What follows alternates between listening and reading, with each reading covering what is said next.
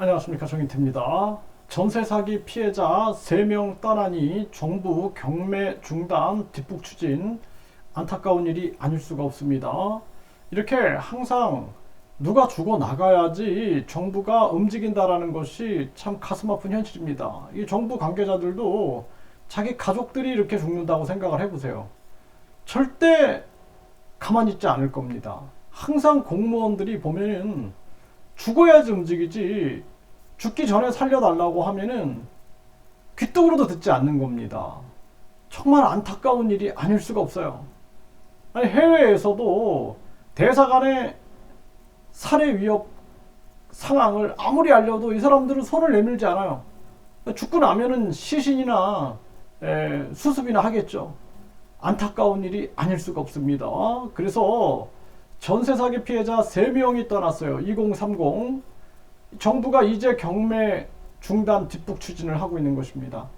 그렇게들 원했어요. 제발 경매 멈춰달라고. 그렇게 자기들한테는 아무것도 아니죠. 정치인들한테 1억 5천 500만 원씩 또 1억 9천 후원금, 이 사람들이 이런 연봉 후원금을 받아대니 아무것도 아닌 거죠. 이게 이거 몇 천만 원 가지고 죽나 사람들이 이렇게 생각하는데, 서민들한테는 전부예요. 전부고 서민들은 다시 일어날 수 있는 희망이 없는 거예요. 결국에는 생을 마감하게 되는 것입니다. 지금 세금 갚고 또 빌려 가정원 파탄지경, 대출 족쇄 묶인 자영업자, 이런 자영업자들도 이제 또 비보를 전할 수 있다는 것입니다. 그래서 급격한 금리 인상 피해자들, 이 급격한 금리 인상 피해자들에 대해서 빨리 선제 대응해가지고 이들의 생활고를 조사하지 않으면 안 된다는 거예요. 분명히 제가 말씀을 드립니다. 지금 경기 하강인데 최저임금 또 올린다 이러는데, 최저임금 제도를 폐지하고 국민권익금 제도를 만들어서 정당보조금, 선거보조금, 특할비, 국회의원 축소, 지방의원 폐지 해가지고 돈을 모아서 그 돈 가지고 누구에게 국민권익금을 줄 것인가 매년 논의해가지고 국민들에게 되돌려주는 게 현명하다. 저는 그렇게 말씀을 드립니다. 이거 최저임금 당장 폐지해야 돼요. 미분양 사이자 한개 몰린 건설사 줄줄이 폐업 행렬. 이제 이런 사람들 어떻게 버팁니까? 이거 정치꾼들은 폐업하면 폐업하는 거지 이러고 있는 건데, 이거 어떻게 하냐라는 거예요. 지금 천여 곳이 이 폐업 돌파했다라는 거예요. 그래서 건설사 줄폐업 가시화, 미분양, 고금리 등 악재 여파 폐업 1000곳 돌파했다. 이거 어떻게 할 겁니까? 이분들도 하루하루 정말 삶과 죽음의 길에서 고민하고 있습니다. 그럼에도 불구하고 지금 유튜브라든지 방송에 보면은 전문가, 교수, 박사 이런 놈들이 나와가지고 계속 금리 올려야 된다 이런 얘기만 하고 있어요. 미국보다 우리가 금리가 1.5% 이상 높아야지 자금 유출이 안 된다 이런 얘기를 하고 있는 거예요. 지금 미국이 급격한 금리 인상 꼼수를 가지고, 이게 정상적인 현상이 아니에요. 지금 기축통화 독점을 위하여, 4차 산업 독점을 위하여 꼼수를 부리고 있는데, 그러니까 일본은 마이너스 금리를 유지하면서 대처했고, 중국도 금리를 내리면서 동결하면서 대처했고, 지금 프랑스 보세요. 안 되겠다, 미국 따라가다 다 죽겠다 하니까 지금 중국 가가지고 시진핑 만나죠. 그리고 많은 나라들이 지금 안 되겠다, 이거 미국의 화폐의 노예가 돼서는 안 되겠다, 미국 화폐 달러의 노예화에서 벗어나야겠다 해가지고 지금 기축통화 달러화에서 브릭스라든지 또는 석유 결제를 할 때 다른 통화, 위안화라든지 이쪽으로 지금 움직이고 있는 것입니다. 북한 공산당이나 중국 공산당에 우리가 강력하게 맞서야 돼요.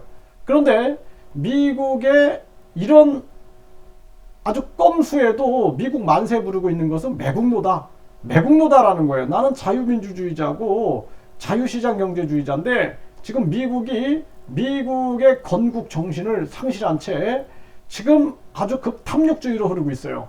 그럼에도 불구하고 친미파들이 미국 만세 부르고 있고, 또 친중파들은 중국 만세 부르고 있는 거예요.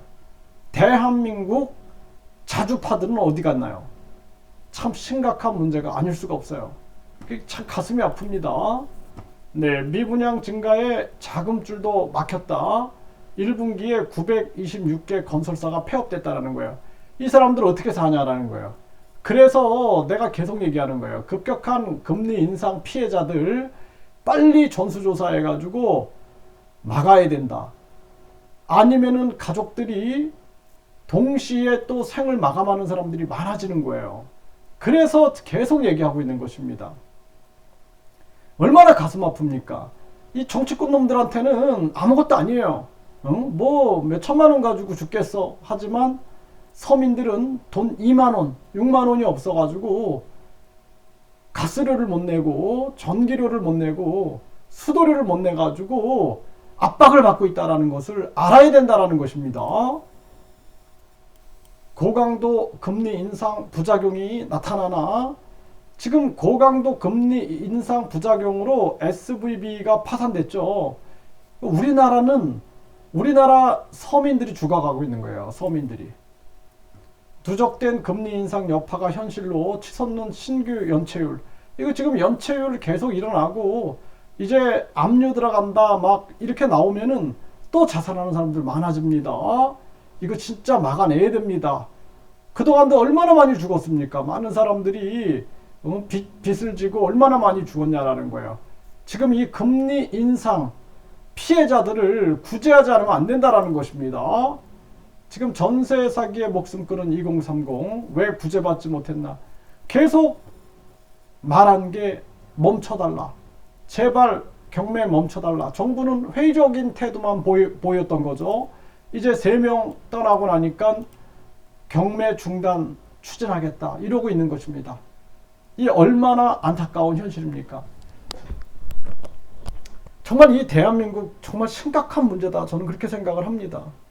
급격한 금리 인상으로 은행들은 이자 잔치하고 현금 부자들은 하늘에서 돈이 뚝뚝 떨어지고 서민들은 집이 경매 나가고 그리고 서민들은 버는 돈 모두 다 은행에다 갖다 줘도 그래도 이 나라가 정신을 못 차리고 있는 거예요. 정치꾼들은 계속 또 배지 달아가지고 국회의원 해먹을 생각만 하고 있고 돈봉투 사건에다가 뭐 50억 클럽에다가 계속 문제만 터지고 있는 것입니다. 국민들이 어디서 희망을 찾겠습니까? 어디서? 이 정치꾼 이놈들 믿고 어디서 우리가 희망을 찾겠냐라는 거예요. 정말 가슴이 아픕니다. 정부는 당장 금리 인상 피해자들 전수조사해서 이들을 빨리 구제하지 않으면 안 된다. 저출산에 탈한국화에 많은 사람들이 자살률이 높아지는 이 현상, 대한민국이 멸망의 길로 가고 있는 것입니다.